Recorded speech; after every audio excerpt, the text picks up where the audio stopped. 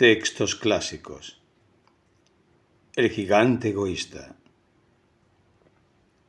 Análisis introductorio. El gigante egoísta es un cuento de autorreferencia, con un mensaje unívoco y profundamente conmovedor. Aquí Wilde expresa lo que tan dolorosamente se ha plasmado en De Profundis, su ensayo a modo epistolar escrito durante los años de cautiverio. El sentido de sublimación del dolor, la soledad del egoísmo, que le cierra las puertas de la primavera, el acto simbólico de derribar el muro del alma, son algunos de los elementos más significativos de este relato poético. La aparición del pequeño y su indudable identificación con la imagen de Cristo en estado de resurrección no es un aspecto que deba mirarse con un sentido estrictamente religioso. El cristianismo de Wilde trasciende la creencia hacia la fe.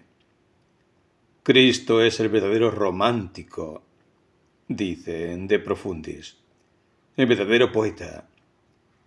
En el mismo ensayo epistolar, el autor, meditando sobre su relación con la religión, habla de la necesidad de crear un templo para los escépticos de Dios.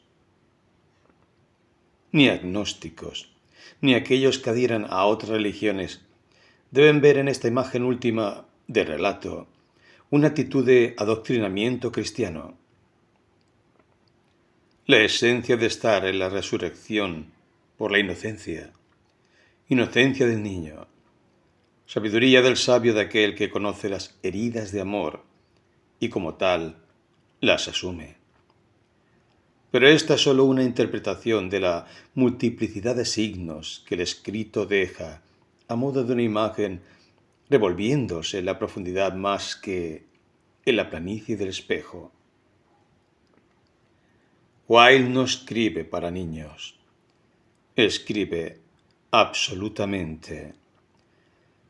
Esto genera la posibilidad de que sus textos puedan tener un amplio espectro de lectores. En particular, como ya hemos visto en la segunda parte de este libro, lo universal de los temas que se exponen en el texto permiten el traslado de situaciones del pasado al presente. Incluso este traslado puede ser efectuado por los propios grupos de trabajo, lo que implica un ejercicio operativo en tanto es posible identificar los personajes de la vida cotidiana con los personajes de ficción. El gigante egoísta. Cuento. Texto completo. Oscar Wilde. Cada tarde, a la salida de la escuela, los niños iban a jugar al jardín del gigante. Era un jardín amplio y hermoso, con arbustos de flores y cubierto de césped verde y suave. Por aquí y por allá, entre la hierba, se abrían flores luminosas como estrellas. Y había 12 albaricoqueros que durante la primavera se cubrían con delicadas flores color rosa y nácar.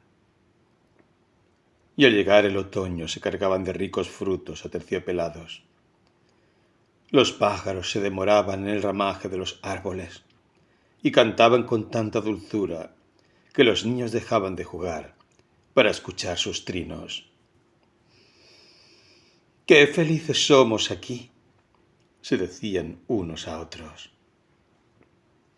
Pero un día el gigante regresó. Había ido de visita donde su amigo, el ogro de Cornish, y se había quedado con él durante los últimos 7 años. Durante ese tiempo ya se habían dicho todo lo que se tenían que decir, pues su conversación era limitada, y el gigante sintió el deseo de volver a su mansión. Al llegar, lo primero que vio fue a los niños jugando en el jardín. ¿Qué hacen aquí?, surgió con su voz retumbante. Los niños escaparon corriendo en desbandada. «Este jardín es mío, es mi jardín propio», dijo el gigante. Todo el mundo debe entender eso, y no dejaré que nadie se meta a jugar aquí. Y de inmediato alzó una pared muy alta y en la puerta puso un cartel que decía: Entrada estrictamente prohibida bajo las penas consiguientes. Era un gigante egoísta. Los pobres niños se quedaron sin tener dónde jugar. Hicieron la prueba de ir a jugar en la carretera, pero estaba llena de polvo. Estaba plagada de pedruscos y no les gustó. A menudo rondaban alrededor del muro que ocultaba el jardín del gigante y recordaban nostálgicamente lo que había detrás.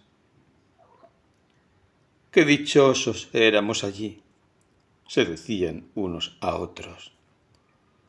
Cuando la primavera volvió, toda la comarca se pobló de pájaros y flores. Sin embargo, en el jardín del gigante egoísta permanecía el invierno todavía. Como no había niños, los pájaros no cantaban y los árboles se olvidaron de florecer. Solo una vez una lindísima flor se asomó entre la hierba, pero apenas vio el cartel. Se sintió tan triste por los niños que volvió a meterse bajo tierra y volvió a quedarse dormida. Los únicos que ahí se sentían a gusto eran la nieve y la escarcha. La primavera se olvidó de este jardín, se dijeron, así que nos quedaremos aquí todo el resto del año. La nieve cubrió la tierra con su gran manto blanco, y la escarcha cubrió de plata los árboles. Y enseguida invitaron a su triste amigo el viento del norte, para que pasara con ellos el resto de la temporada. Y llegó el viento del norte. Venía envuelto en pieles y anduvo rugiendo por el jardín durante todo el día, desenganchando las plantas y derribando las chimeneas. ¡Oh, qué lugar más agradable!, dijo. Tenemos que decirle al granizo que venga a estar con nosotros también. Y vino el granizo también. Todos los días se pasaba 3 horas tamborileando en los tejados de la mansión, hasta que rompió la mayor parte de las tejas. Después se ponía a dar vueltas alrededor, corriendo lo más rápido que podía. Se vestía de gris y su aliento era como el hielo.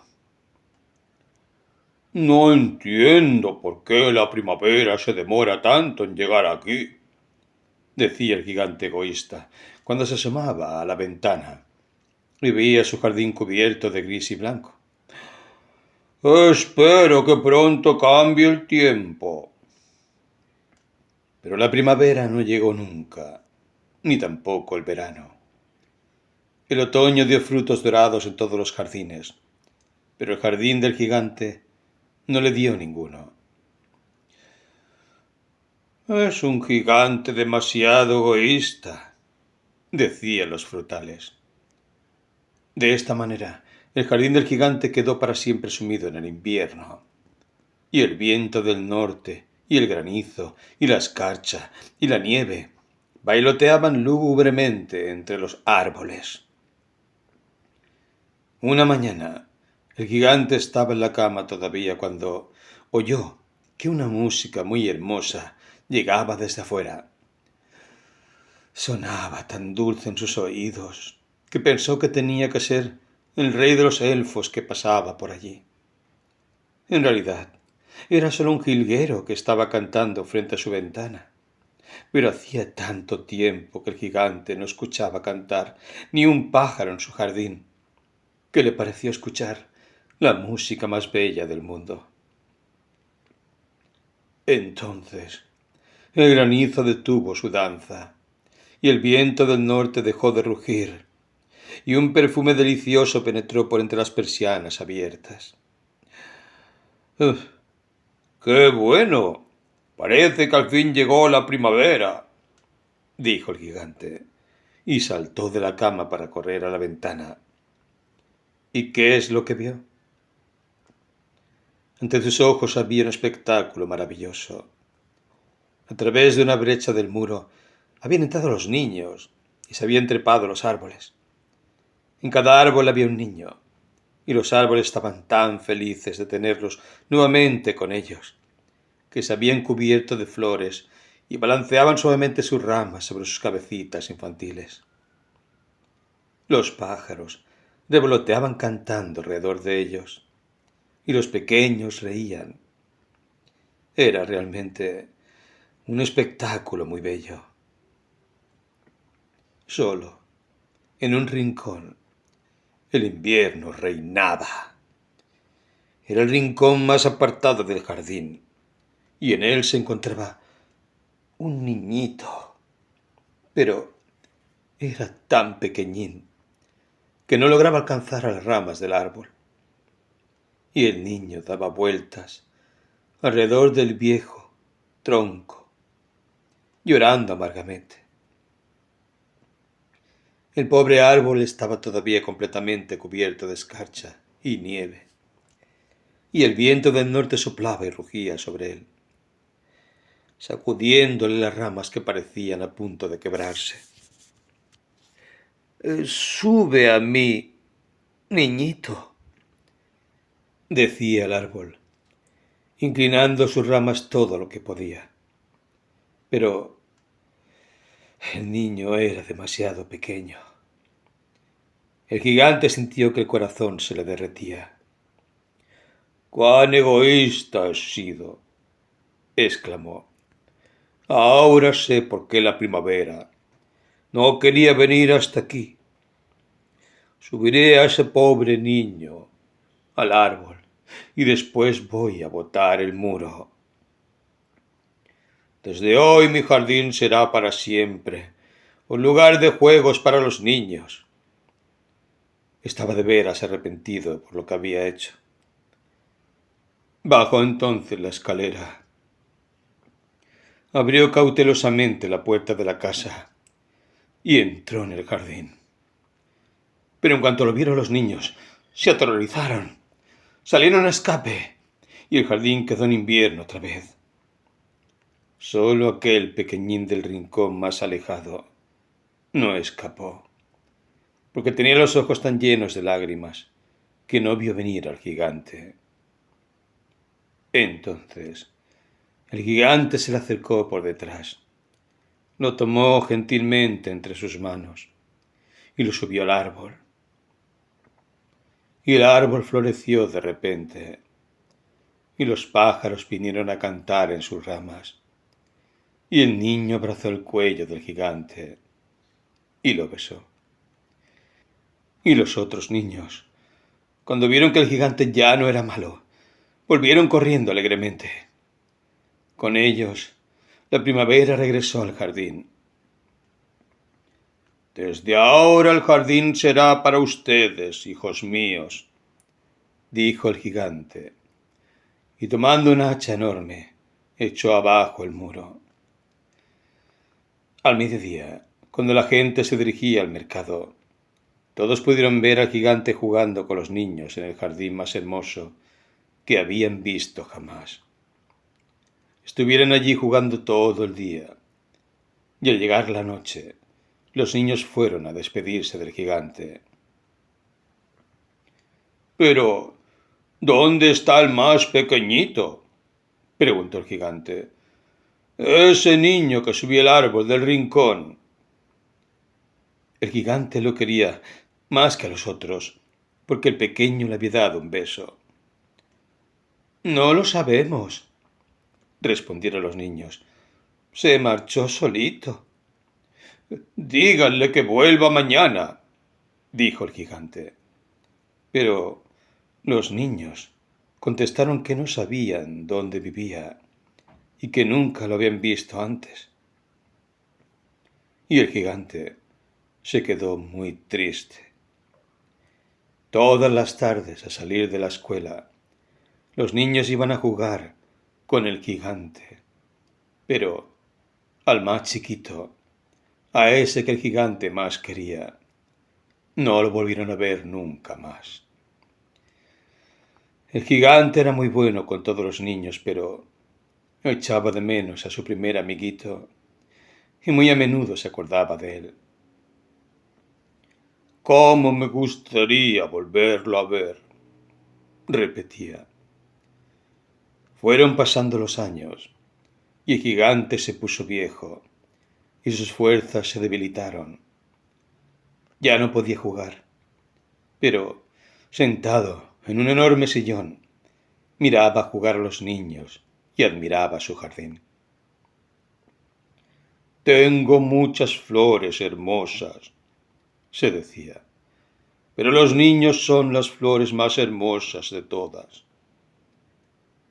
Una mañana de invierno miró por la ventana mientras se vestía. Ya no odiaba el invierno, pues sabía que el invierno era simplemente la primavera dormida y que las flores estaban descansando. Sin embargo, de pronto se restregó los ojos, maravillado, y miró, y miró. Era realmente maravilloso lo que estaba viendo. En el rincón más lejano del jardín había un árbol cubierto por completo de flores blancas. Todas sus ramas eran doradas y de ellas colgaban frutos de plata. Debajo del árbol estaba parado el pequeñito, a quien tanto había echado de menos. Lleno de alegría, el gigante bajó corriendo las escaleras y entró en el jardín. Pero cuando llegó junto al niño, su rostro enrojeció de ira y dijo: «¿Quién se ha atrevido a hacerte daño?». Porque en la palma de las manos del niño había huellas de clavos y también había huellas de clavos en sus pies. «¿Pero quién se atrevió a herirte?», gritó el gigante. «Dímelo, para tomar la espada y matarlo».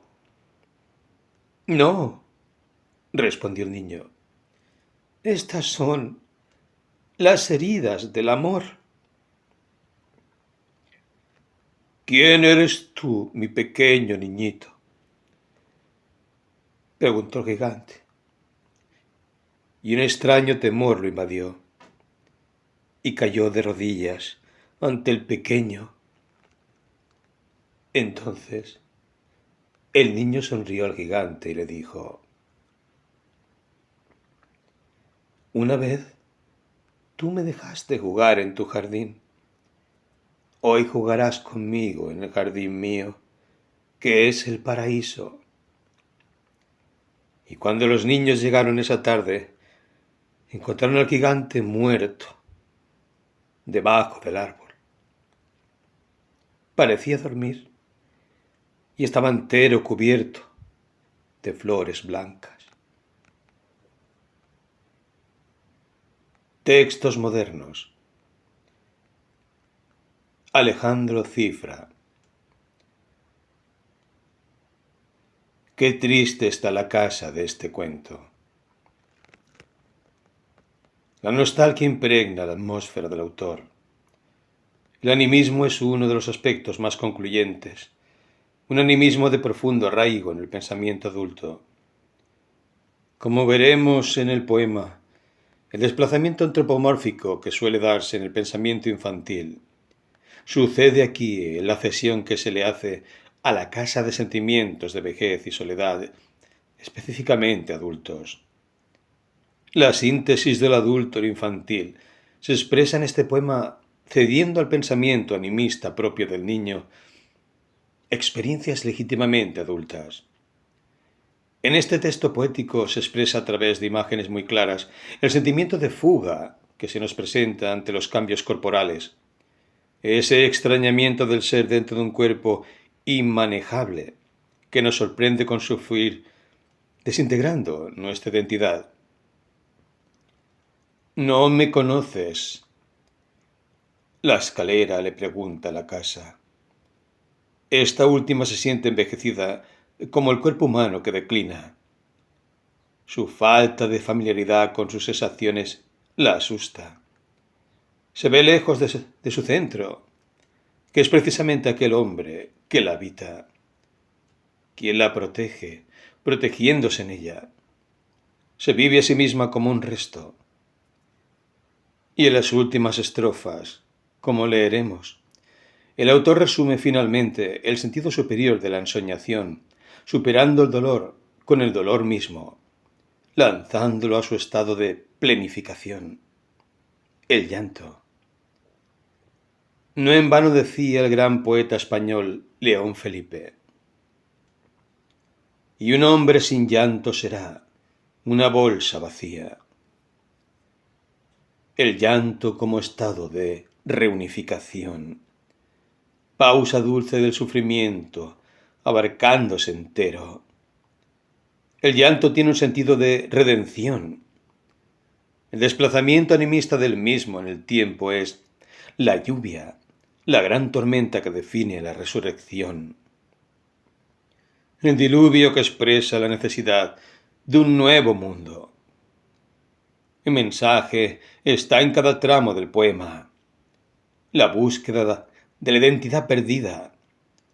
La recuperación de esta mediante una mirada hacia un punto común que, a pesar de la lejanía, reúne los lazos insustituibles del amor a través de la pena entre el habitante y la casa. Es decir, hay una incondicionalidad del amor que permanece más allá de todas las situaciones que la vida pueda depararnos. Resaltar este aspecto de incondicionalidad puede ser fundamental en el trabajo con niños que viven por distintas circunstancias situaciones de maltrato, abandono, desesperanza temprana frente a las circunstancias que depara la realidad. Qué triste está la casa de este cuento. Qué triste, porque es vieja, muy vieja, muy vieja, con arrugas de polvo, desvencijada por la chimenea. Su tristeza es muy grande, y cuando llueve, llora desconsoladamente lágrimas de gotera. Su soledad tan grande que las noches de invierno se asusta si oye un ruido en la escalera. ¿Quién anda ahí?, pregunta recelosa. ¿Quién ríe allí con esa risa seca? Soy yo. ¿No me conoces? La escalera contesta. Y no puedo evitarlo, porque el viento me hace cosquillas de madera. Una noche, la casa no podía dormir. Un dolor muy cruel la tenía desvelada. Le molestaba el techo. Sentía en la pared izquierda sentía una puntada. ¡Qué dolor de cabeza!, se quejó. ¡Qué dolor de costado! Y por si fuera poco, me duele ahora la espalda. ¡Ay de mí!, suspiró. ¿Habrá en el mundo entero quien sea como yo tan desdichada? Cuando de pronto vio que desde el cielo una estrella muy dulce la miraba. Era la suya una mirada triste, una mirada, la más tierna mirada, tierna como el rocío cuando mira las flores. Era un ojo del cielo que lloraba, y alrededor tenía 6 puntitas, esas que las estrellas tienen como pestañas. Era un ojo del cielo que lloraba. Y es que en aquel mismo instante en que la pobre casa miraba al cielo y se quejaba, alguien lejos de allí, muy lejos, en un punto, lejos por tierra y agua, por tierra como países, como abismos, por agua, todo el mar los separaba. Alguien, digo, muy lejos, aquella misma estrella floja del firmamento, tristemente miraba. Y en ella sabía, cuando niño, cuando fue tan feliz en la patria lejana, qué pena al momento le latía en el pecho, qué pena tan honda le conmovía el alma.